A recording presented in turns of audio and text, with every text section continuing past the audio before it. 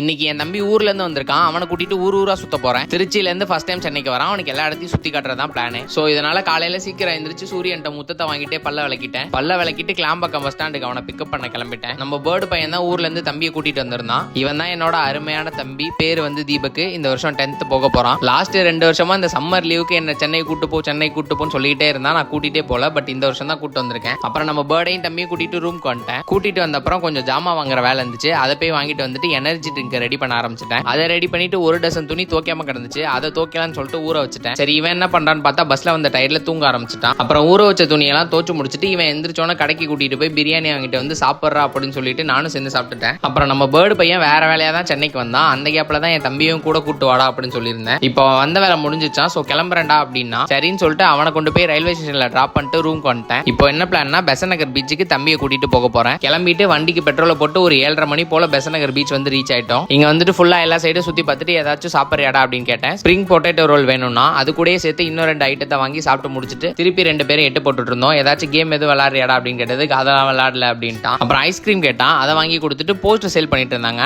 அதுல 2 போஸ்டர் வாங்கிட்டு கிளம்பிட்டோம் அங்க இருந்து. அப்புறம் அங்க இருந்து நேரா கத்திப்பாறை வந்தோம். இங்க வந்துட்டு கொஞ்ச நேரம் சுத்திட்டு ஏதாச்சும் சாப்பிட்றியாடா அப்படின்னு கேட்டேன். வேர்ஃபுல் வேணும்னா அப்புறம் அதை வாங்கி சாப்பிட்டுட்டு ஃபைனலா வாட்டர் மெலன் ஜூஸ் வாங்கி ஆளுக்கு பாதி குடிச்சிட்டோம். அதுக்கப்புறம் ஃபுல்லா இங்கேயும் ஒரு ரவுண்ட் அடிச்சுட்டு கிளம்பிட்டோம். 6 மணிக்கு ரூம் விட்டு வெளில வந்தோம். இப்போ திருப்பி போகும்போது மணி 12:30 ஆயிருச்சு. அப்புறம் ரூம் கொட்டு ஒரு குளியல போட்டு படுத்துட்டேன். அவ்வளவுதான் கைஸ். அடுத்தடுத்து இவனை எங்க கூட்டு போக போறேன்னு அடுத்த வீடியோல பார்ப்போம். ஸோ மறக்காம எல்லாருமே ஃபாலோ பண்ணிக்கோங்க.